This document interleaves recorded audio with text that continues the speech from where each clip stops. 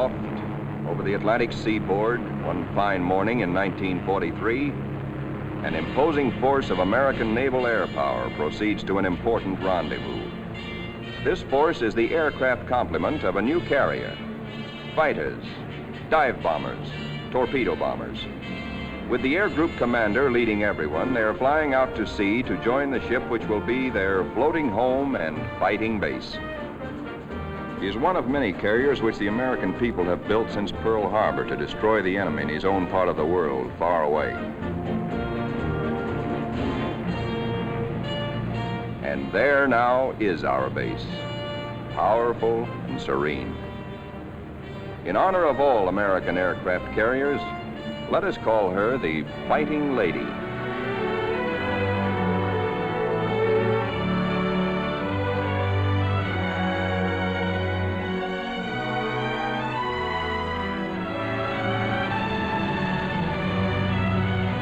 Against a good solid wind with their tail hooks down, our planes come into the broad flight deck of their new home.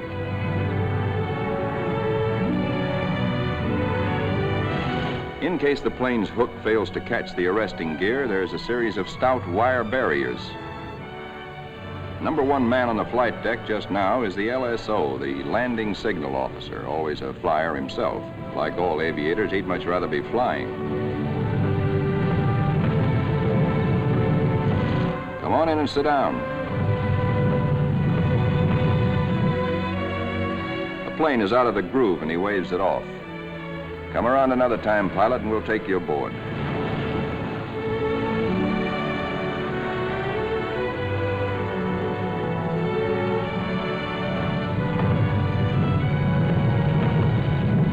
When planes land, they taxi quickly forward out of the way. Later, they'll have to be shifted to the stern and rearranged in proper position for takeoff. This is called respotting the deck. Here is our skipper, Jocko, a veteran Navy flyer, Annapolis, 1917. He is not impressed by our earnest efforts, nor the flight deck control officers. The skipper calls all hands together and gives us a piece of his mind. We'll never be ready for combat unless you flight deck crews learn right now to work as a team. Don't you men realize that before long we'll be in dangerous waters? That's too slow. Bear a hand.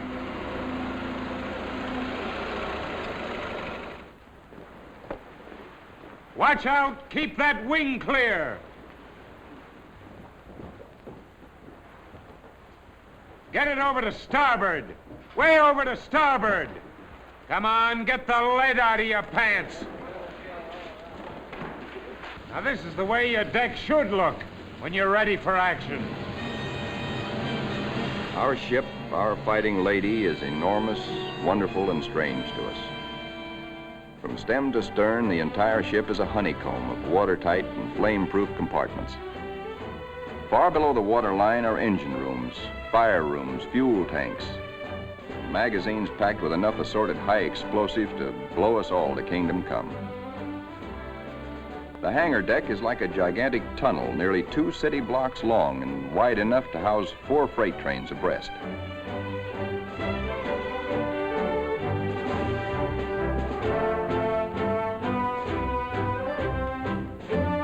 It'll take us a week, a month maybe, to learn our way around. These new surroundings are as mysterious to us as they are cold and impersonal. Our Fighting Lady is like a huge floating cave, noisy and uncomfortable.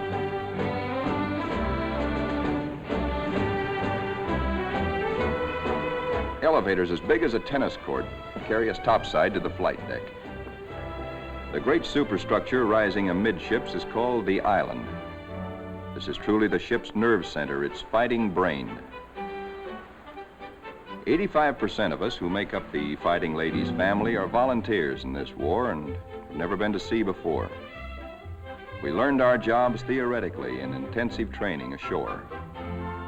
A very short while ago, we were high school boys and college kids, or bank clerks, or farm hands, or factory workers. Now we are blue jackets and Marines, all members of a naval combat team nearly 3,000 strong.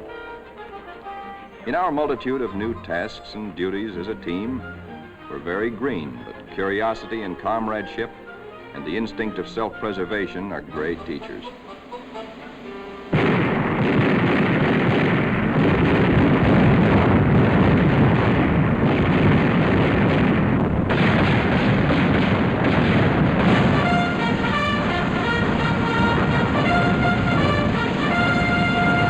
Some of us have to master the delicate and complicated instruments which control the fire of our 5-inch batteries, the guns that must defend the fighting lady when enemy dive bombers and torpedo planes attack.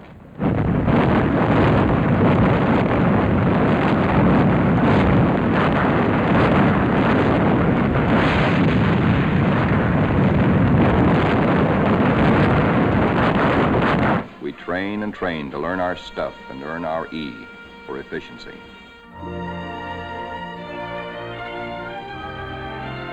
The Fighting Lady's destination is still a closely guarded secret, but no one can hide the fact that we are entering tropical waters.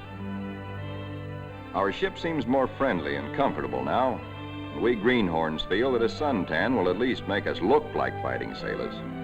Even our mascot, Scrappy, has been at sea longer than most of us.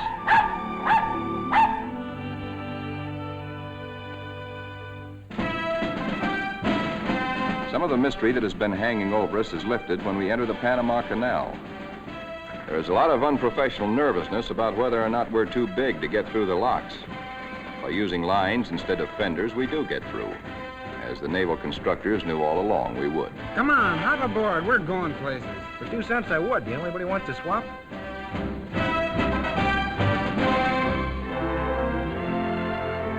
Now we stand out into the Pacific, and life aboard settles down into monotony. Here are our aircraft pilots, officers all. Ship's company call them the glamour boys. They are the men who fly and fight our planes.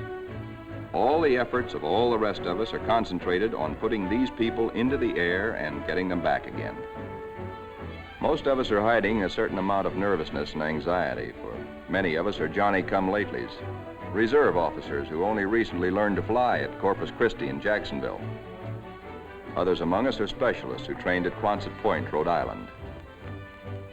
Reserves are called by the regulars, in a friendly way, 90-day wonders. In return, the Annapolis regulars are called the trade school boys. But whether Quonset or Annapolis, all are bound together in the fraternity, the close fellowship of Navy men.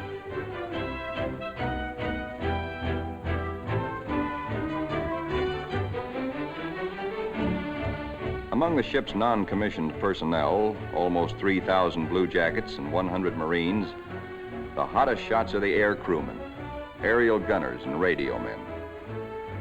These boys and the plane captains are the partners of the glamour boys in the air. By non-flying blue jackets, they are called Zoom pigeons or Airedales. And because they receive 50% extra pay for flying, they are sometimes referred to as the bankroll boys.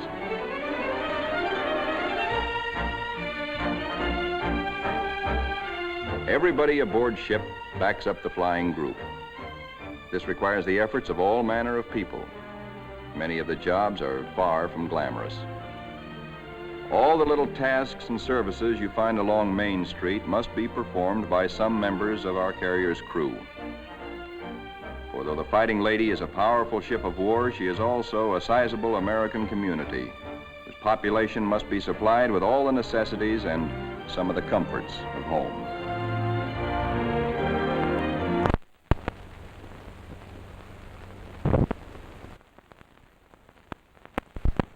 Doc Sorensen, the pharmacist mate, is just like a village druggist. And next door is our hospital called Sick Bay. It has only a few patients now, but soon it is to be filled with our wounded.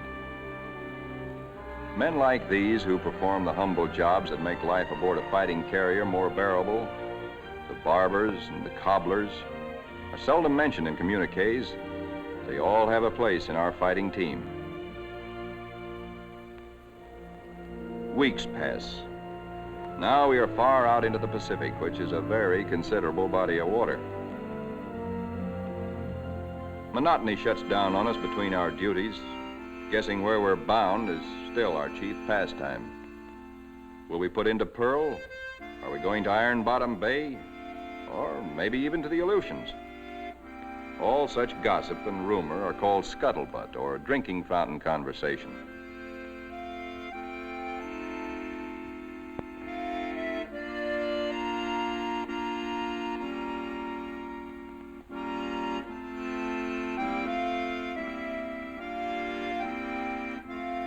Throughout the ship, men get together in little groups to take refuge from the heavy burden of waiting for something to happen.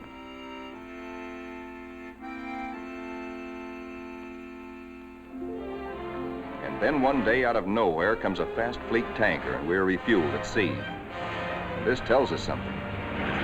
This tells us that we are not going to Pearl or any other land base for a long, long time.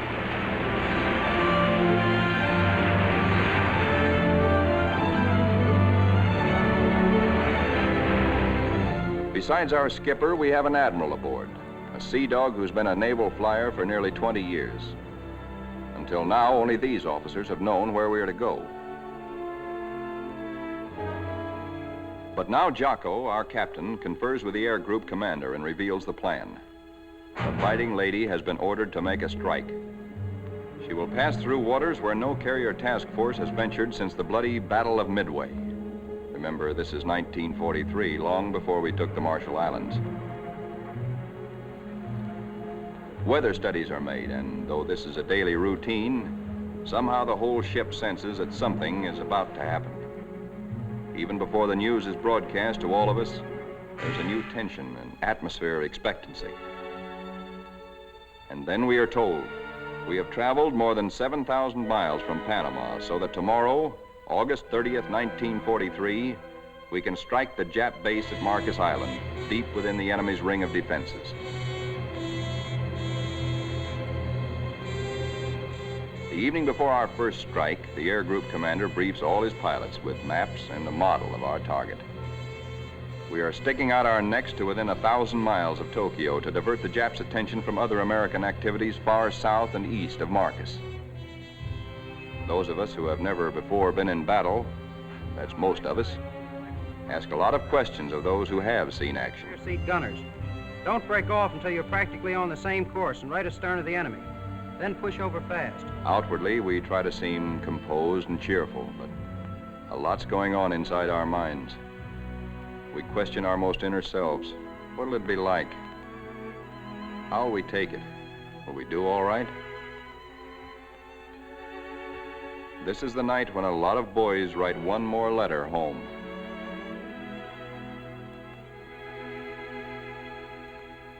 Among those playing acey-deucey in the wardroom is a chubby 23-year-old from Eureka Springs, Arkansas, Lieutenant E.T. Stover, nicknamed Smokey. That's he sitting on the far right. Having flown 50 missions at Guadalcanal, Smokey has been ordered to take a rest. He'd much rather be flying. Before dark on the eve of battle, our planes are loaded with bombs and gas. So that each plane will be in its precise position for a speedy takeoff, we spot and respot our deck.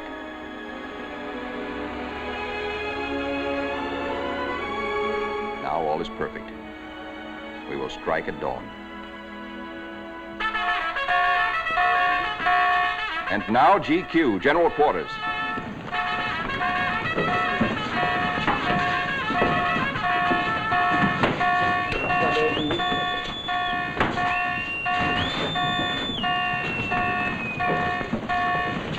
Every man on the ship goes to his battle station, his special place on the fighting team.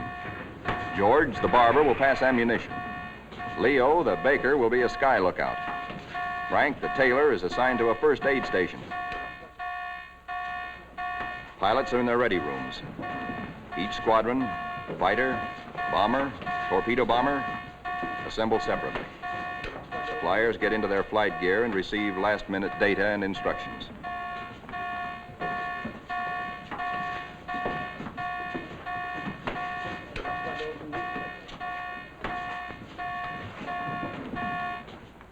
On the flight deck, our first battle dawn awaits us.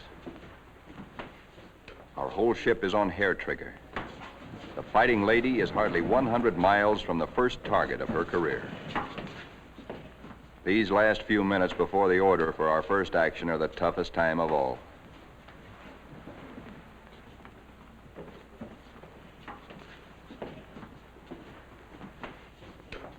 A wise man once said, war is mostly waiting. We learn now what that can mean. At last the word comes. Pilots, man your planes. Ready Room 3, roger. Pilots, man your planes.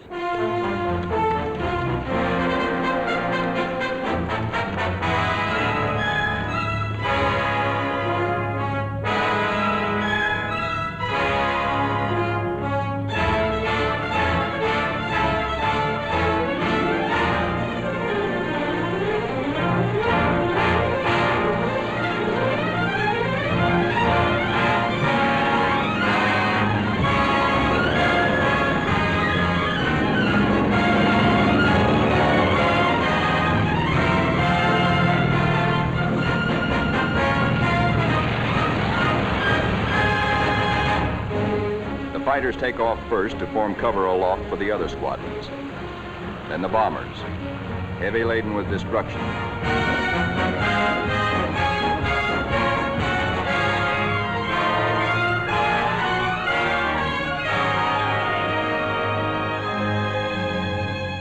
The sun has risen now, and our escorts are alert for enemy submarines. But the Fighting Lady steams boldly toward our target to lessen the distance for our planes when they return.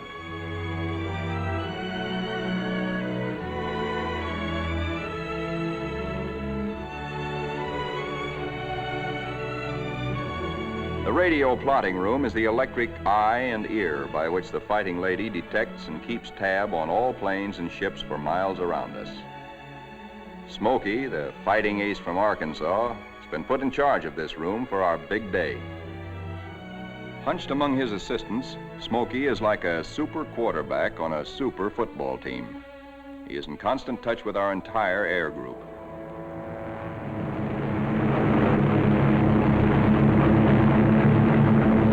As our first fighters race in toward Marcus Island, they stay low, hoping to escape detection by the enemy's radar.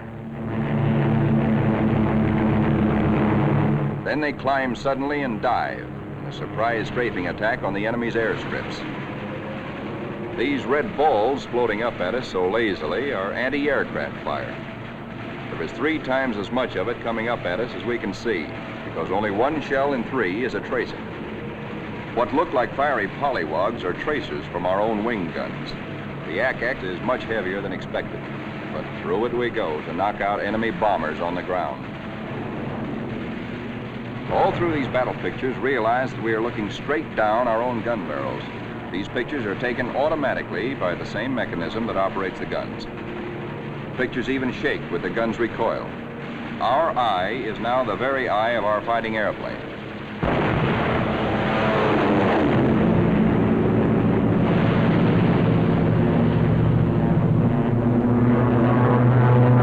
The enemy's picket boats and supply ships offshore are thoroughly strafed. No longer will these craft bring rice and sake and munitions to Marcus.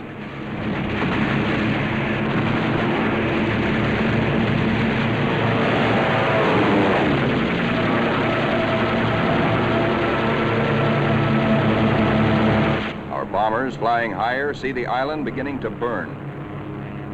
A moment ago, it looked like a little jade trinket in a cobalt sea.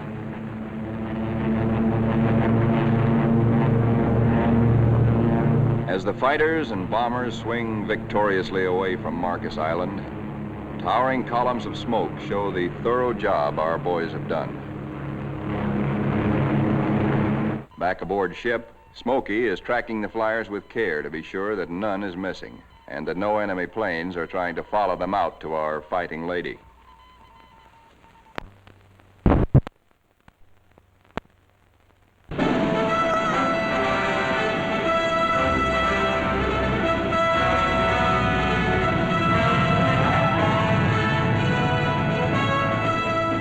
As our planes come aboard, there begins an operation almost as exciting as the attack itself. A ballet after battle, with the plane directors as dancing masters. The whirling propellers fill this scene with danger, but now our crews are trained and adept.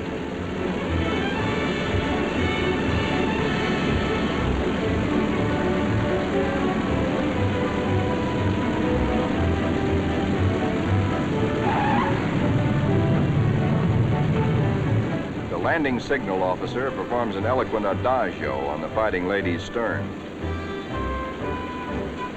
warning to the rest of the cast to stay off stage until a limping member can be led out of the way.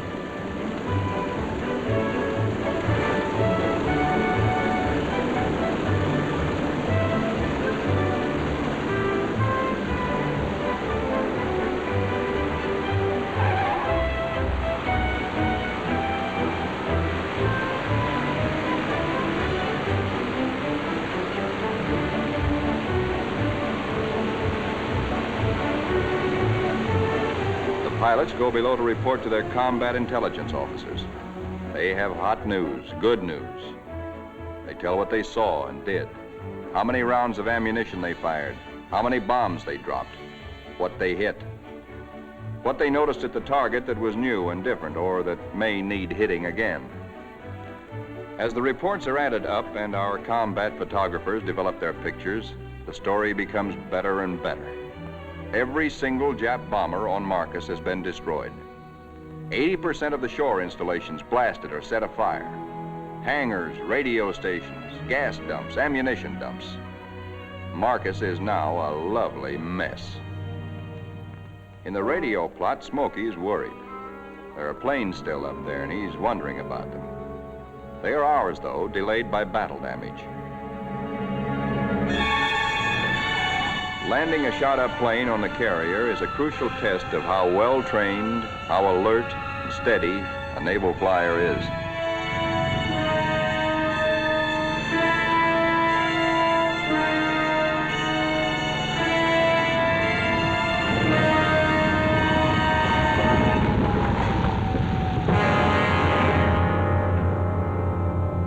The Fighting Lady now has met her enemy.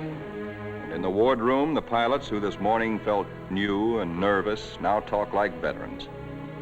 We have been baptized by fire and have survived nicely. We of the Fighting Lady are growing up.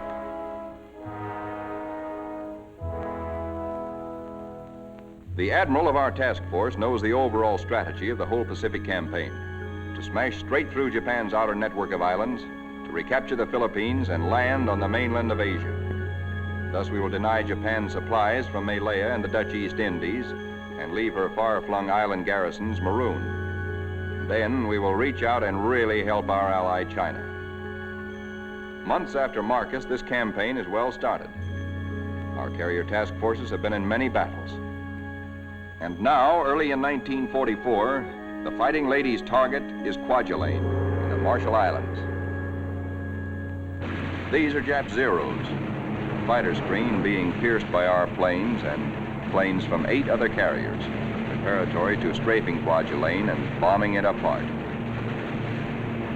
Our fighter pilots have improved with practice, with the confidence that comes from experience. They estimate their range by watching their tracers. They hold their fire until their wing gun bullets converge at 300 yards. Shoot in bursts instead of in steady streams, which heat up the guns and spend ammunition.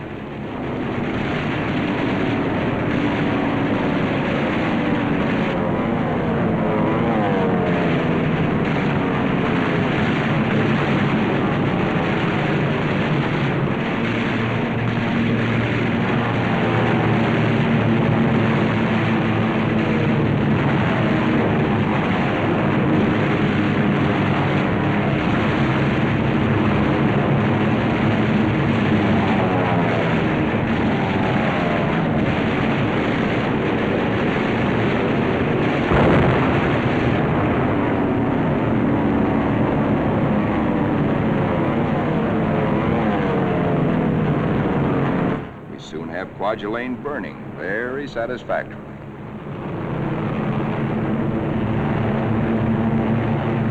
After our bombing attacks and heavy shelling by our surface ships, assault craft filled with Marines and Army hit the beaches. And very soon after that, Kwajalein is ours.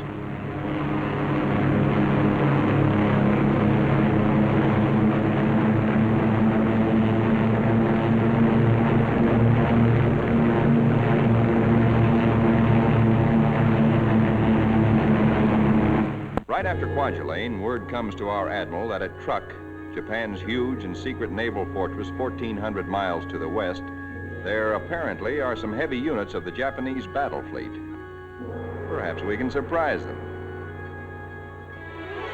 Again, the Fighting Ladies Squadron and squadrons from other carriers take off for combat. A lot of mouths are dry at the thought that our target is mighty truck. The rear seat gunners look back at the Fighting Lady, wondering when and if they will ever return to her.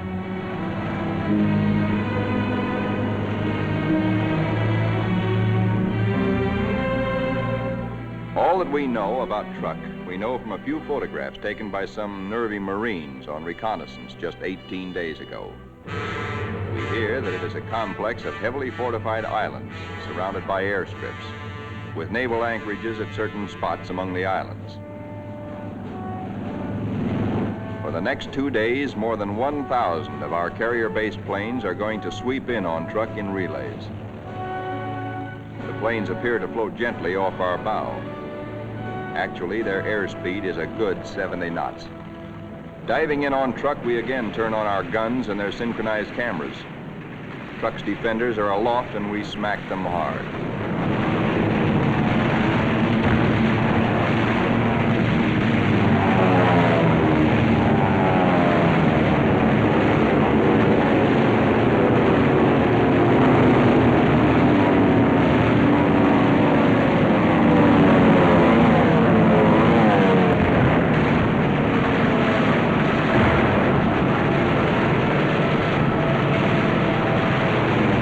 Hearts that were in men's mouths before this strike began now settle back into place and are singing once more.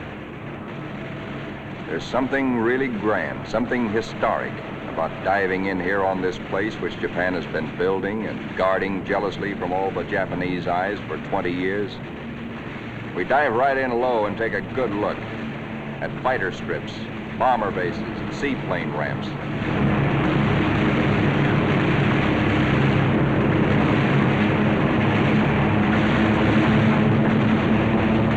In an almost vertical dive, the pilot may black out or go blind for a moment when he pulls up and out at the bottom, but the camera won't black out. It cannot see the landing of our own bomb, for we'll be up and away before that reaches the target, but it records the hits of other planes ahead of us.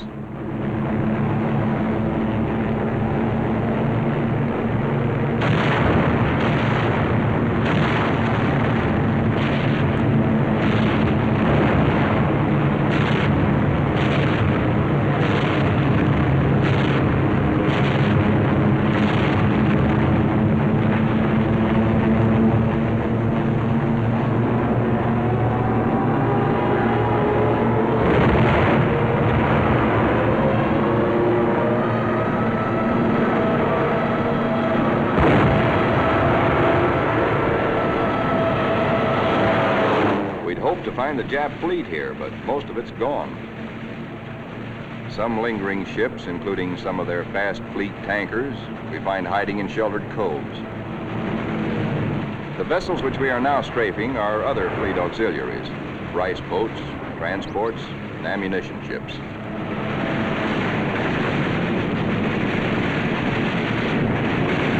With bursts of 50 caliber incendiaries and armor-piercing slugs, we set them on fire, rip them open, often wide enough to sink.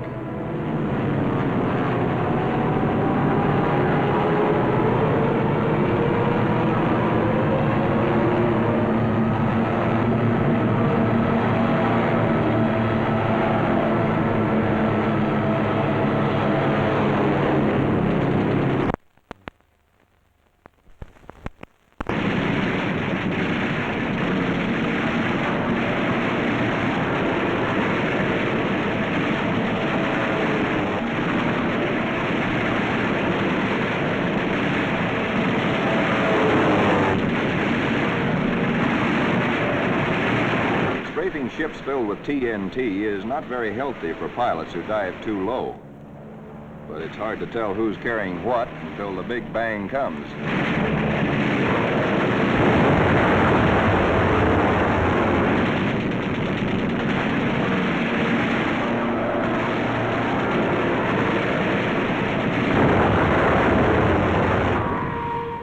deck at 130 miles an hour with a flap shot away, all a pilot can hope to save is his own skin. Here comes our new Air Group commander. He's had a bit of trouble. His windshield is blotted with blood, and he has to feel his way aboard. Strafing at low altitude, he took a 40-millimeter anti-aircraft burst right in the face. More than 200 wounds, and his plane a sieve. But he'll live to fly again. Some planes will not return, but others come back and land somehow, anyhow. Considering the toughness of truck, our losses are astonishingly light. No time is lost getting casualties below.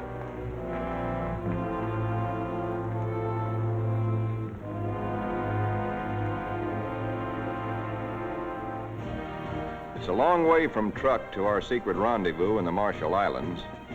Someday it can be told just where this is. Actually, it is a magnificent new fleet anchorage, an advanced naval base, which we have taken from the Japs and made secure. Now, for the first time, we, who have been operating as separate, relatively small task forces, see assembled the enormous mass of naval power. Over 1 million tons of American fighting steel. New carriers, new battleships, new cruisers and fleet auxiliaries in an amount which Japan could never conceive, let alone produce.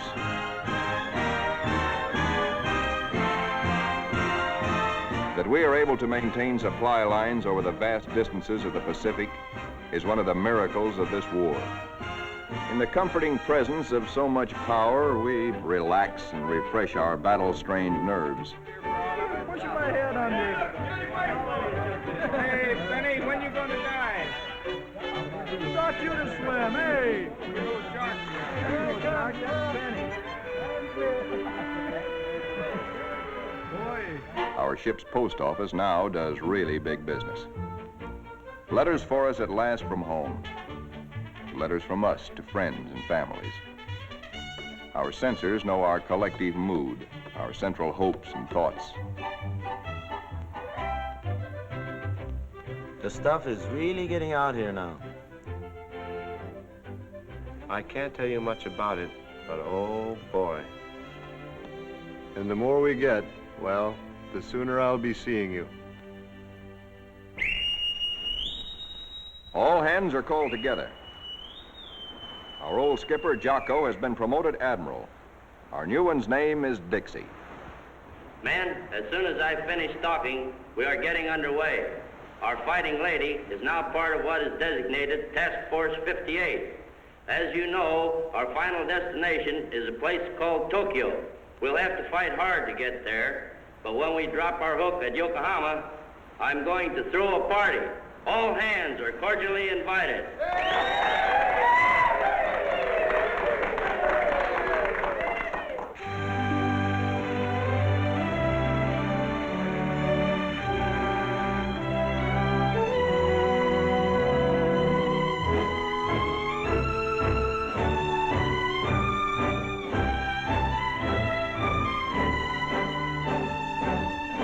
Our task forces are built compactly now around carriers like ourselves with speedy new battle wagons at our side. A carrier skipper never leaves the bridge at sea because carriers and their planes are the first to strike the enemy or to be struck by him. Our aircraft pilots are constantly on call, for despite the massive power spread out around us, these are still dangerous waters. Our pilots know this all too well, but it doesn't worry them now, for they're seasoned. They know how. There are a lot of new faces among us, but most of these men, too, have been in action. At places like Hollandia, Mille, Jaluit, Palau, Rabaul, Wake, Maloelap. Our rear seat gunners and radio men are old hands now. Some of their faces are different, too, because there have been replacements. A lot of them have been made commissioned officers. There's a saying in the Navy that you never learn to love a carrier until she gets hurt. Well, perhaps we don't really love our fighting lady, but we've become mighty fond of her and almost comfortable, almost at home.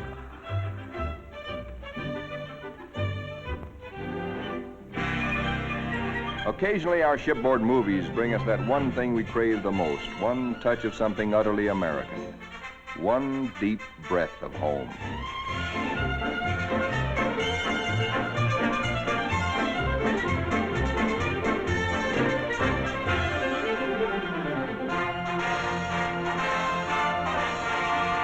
Like Jocko, our new skipper, Dixie, is an old hell-diving Navy pilot. In their battle caps, he and Admiral Mitcher look like big league baseball managers. Northwest we steam, and never before in history has an ocean borne such a weight of naval power. Not at Jutland, not at Japan's proud boast Tsushima was there anywhere near the force with which we now assert that this is our ocean, this is our air, and we're seeking the Japanese battle fleet to prove it.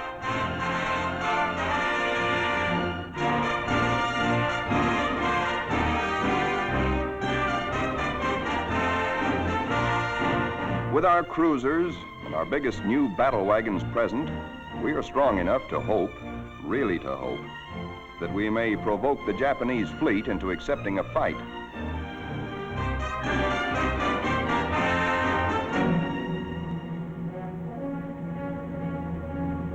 We're joined by plotting Coast Guard and Navy transports. The Marines again.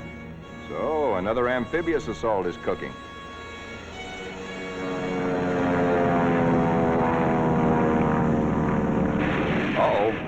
Our patrols have spotted an enemy search plane and are after her.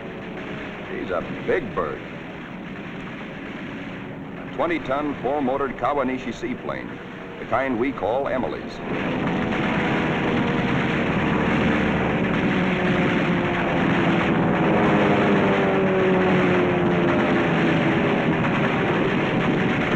Miss Emily's a tough old girl. Right now, she's screaming for help and telling Tokyo by radio where we are. Hellcats are closing in on her.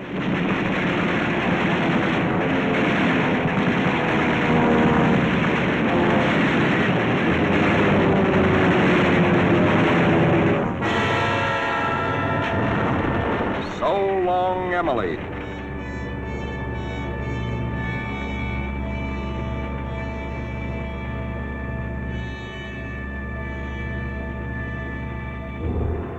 Now that the enemy knows where we are, and we know he knows, our brass hats get together on final arrangements for what may turn into another Midway. Our objective, first of many in our drive through to the Philippines and China, will be the Marianas. In battles just ahead of us, we are to make good use of a multitude of weapons, special devices, and techniques which have been evolved through the 30 years since the U.S. Navy first took to the air.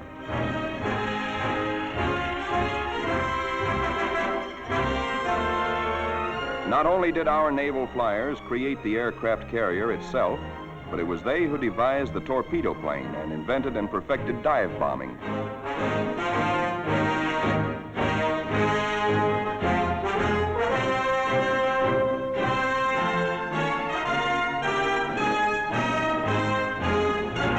Disposed about our flight decks so that planes can be quickly armed are all manner of death-dealing objects. 500, 1,000, and 2,000-pound bombs.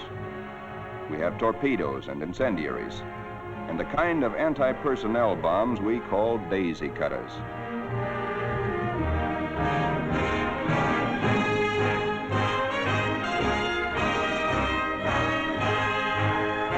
Some of our bombs are armor-piercing, some for fragmentation.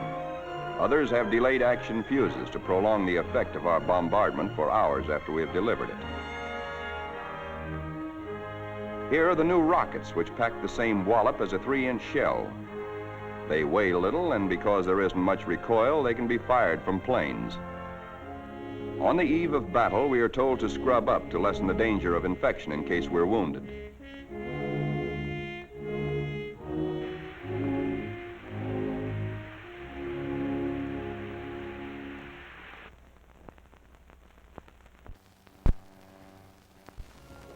As well as our bodies, most of us prepare our souls.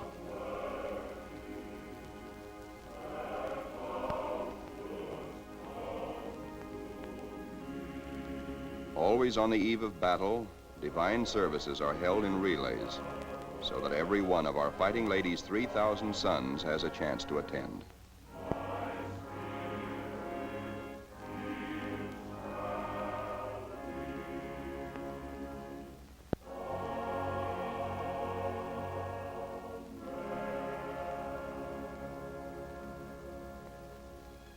As the eve before battle lengthens, there is the usual waiting. Again, we're reminded that war is mostly waiting.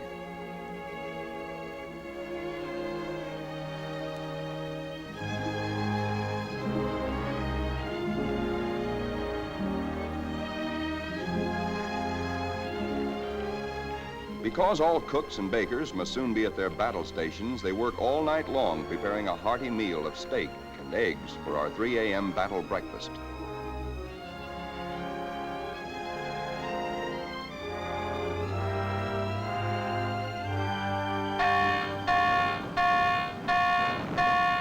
We are being attacked.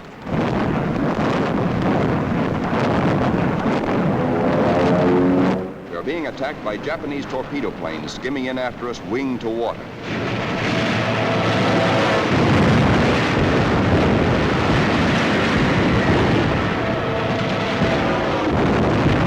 All they want is one hit on our flight deck. We have nearly 90 planes fueled and loaded with bombs, ready for the takeoff.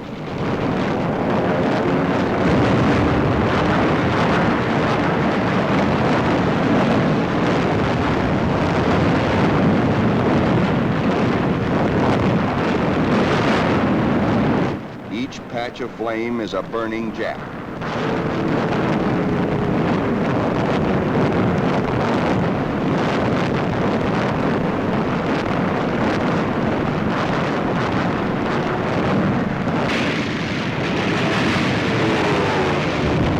In this surprise attack, 19 Japs are polished off by our ship's batteries.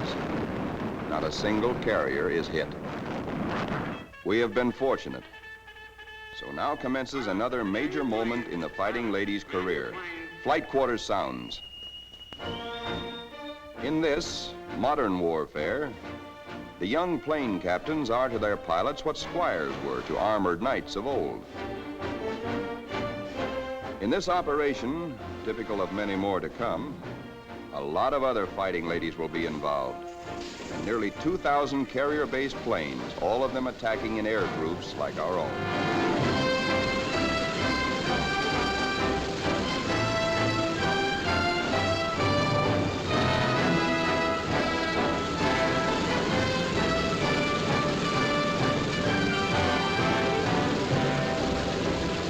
From now on, we tighten our belts and steady our hands as our Navy makes progressively bigger attacks nearer and nearer the heart of Japan.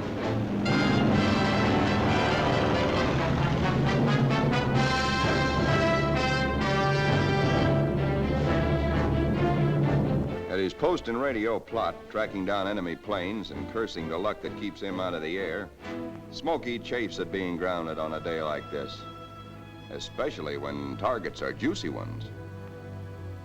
All the Jap air bases and military installations in the Marianas, and a special prize package, Guam, the island which we did not fortify, but the Japs did. Now comes word that the Japs have sent strong air reinforcements to Tinian, which flanks Guam. Again, our synchronized cameras record, as no human eye and memory could record, just what our guns and bombs do to the enemy. These pictures enable our air combat intelligence officers to assess the damage as we swoop down upon Tinian.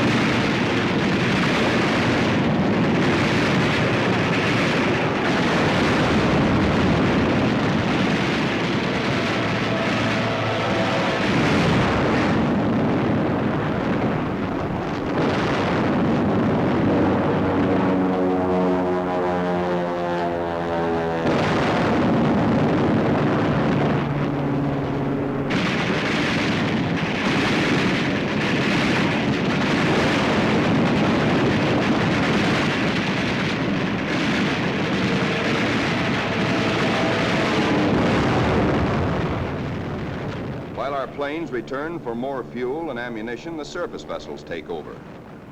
A prodigious naval barrage to prepare the beaches our assault forces are going to hit. Not only our newest, but some of our oldest and proudest battleships are here. The Colorado, the Tennessee, and the USS Pennsylvania, flagship of World War I.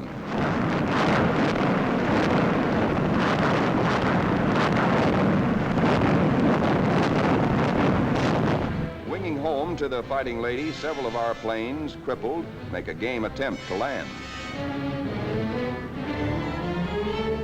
Now is when the landing signal officer must judge not only the speed, but estimate the battle damage of planes like these.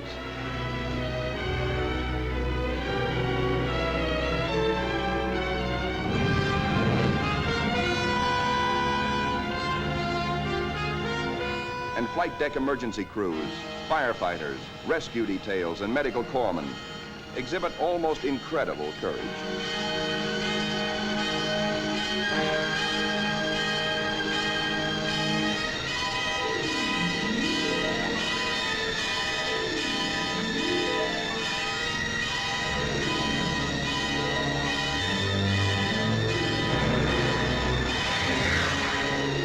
The pilot of a torpedo plane has been unable to release his load of incendiaries. Burning thermite is spilling out at incandescent heat. In the plane's tanks remain about 75 gallons of high-octane gas. The men who brave this danger to save pilot and crew deserve every citation they get.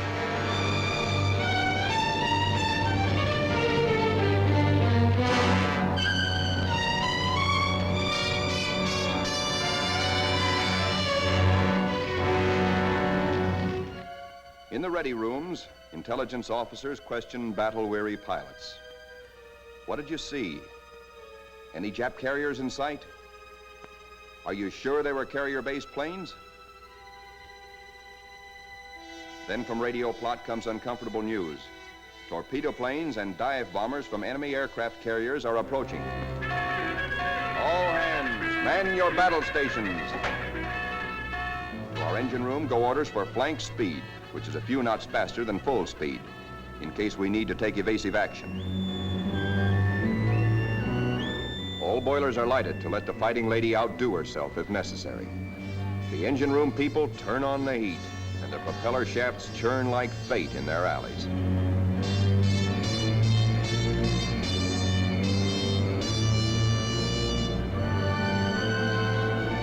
The Fighting Lady leaps through the sea on her guard.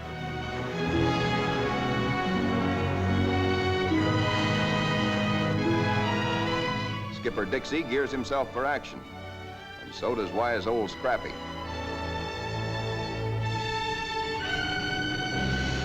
And now, here they come.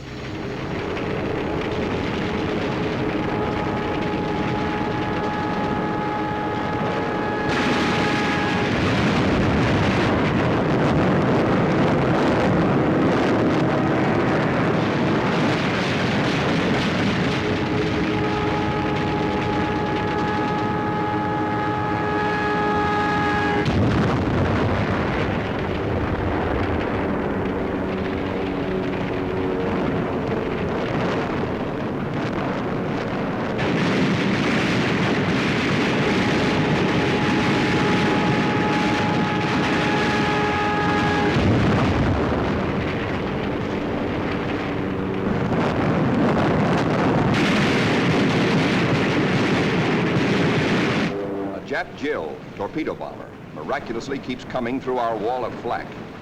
She's approaching us fast with a life that must be charmed.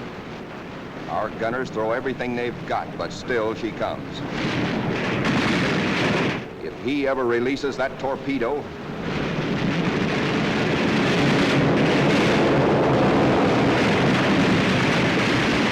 she missed us. Either the pilot was already dead or his release gear jammed.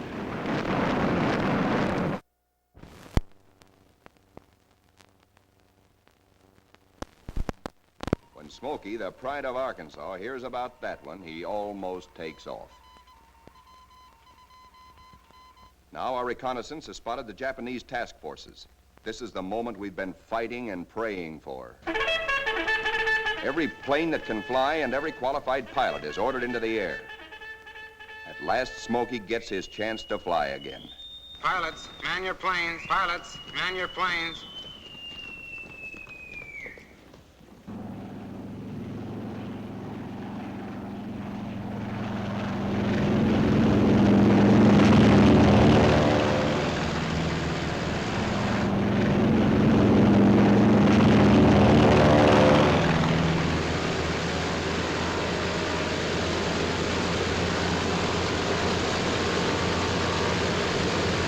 Philippine trade wind is tearing down our flight deck. Our planes strain forward to rise into it. Our entire air group thunders out behind the group commander. Now our fighters run into a smoke of Jap fighters, mostly Zeros, sent up to intercept our attack on the Japanese fleet. A mad aerial scramble begins, which the boys to this day still call the Marianas Turkey Shoot. 369 Jap planes are shot down in this single day, to our loss of 22. Japanese plane makers have sacrificed strength and firepower for agility. Their planes disintegrate quickly when you hit them. They have no armor plate, as ours have, nor are their gas tanks self-sealing.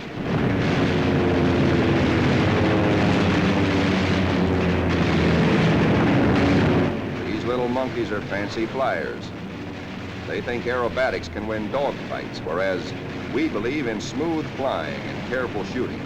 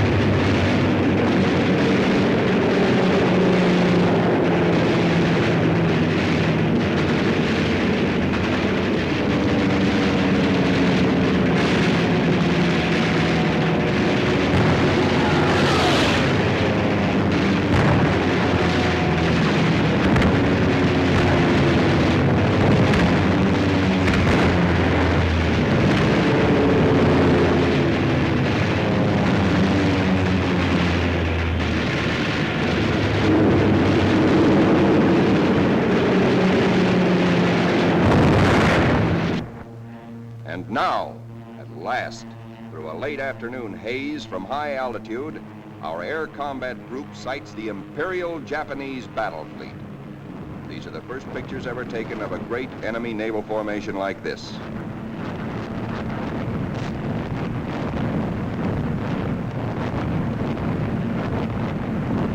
There it is, that Imperial fleet, crawling around below us in violent evasive action.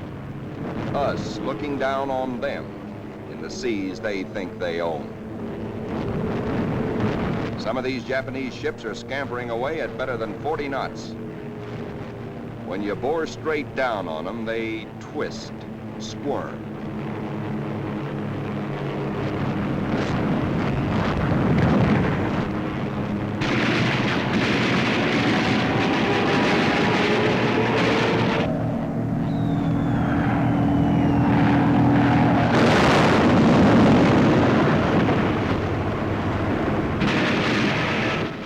A big destroyer at the bow, hoping to shoot out his bridge, and he shoots back plenty.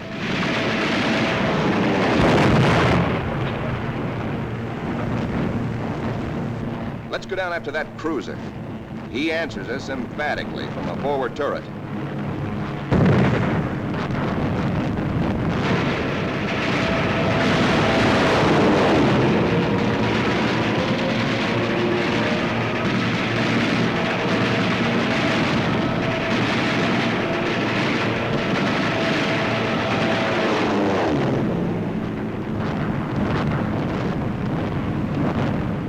Now a 25,000-ton Jap carrier of the Hayataka class is going to get it. Watch 5 o'clock in the camera, the lower right-hand corner of the screen. This big flat top gets it where the turkey got the axe.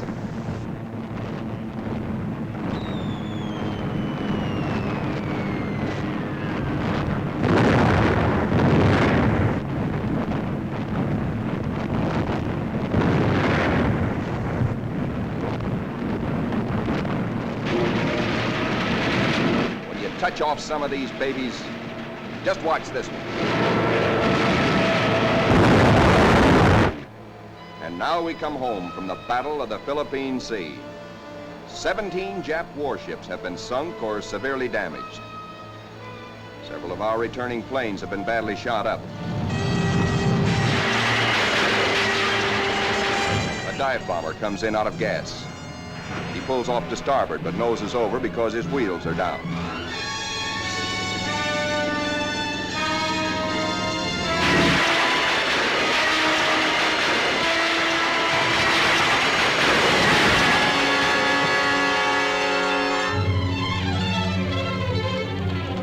This pilot has 73 holes in his plane, and his leg almost shot away.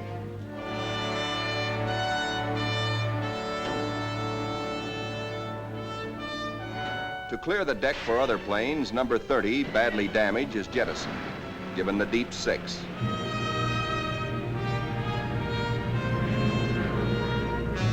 Watch carefully. This man's controls are all but shot away.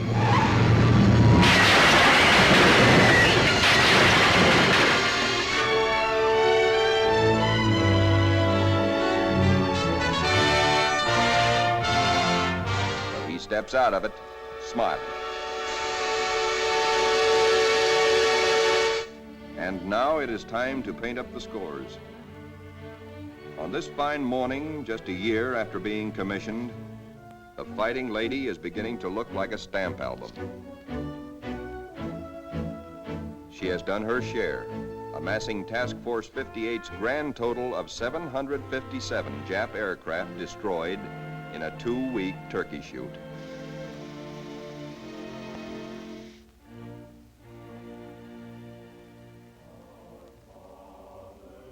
But there's another score to add up. Our own casualties. Quite a few faces are no longer with us on the Fighting Lady. Among them, Commander Upson, skipper of our torpedo squadron. Lieutenant Pappy Condit. Lieutenant John Meehan. And that fightingest gentleman, Lieutenant Smokey Stover. Yes, Smokey's missing too.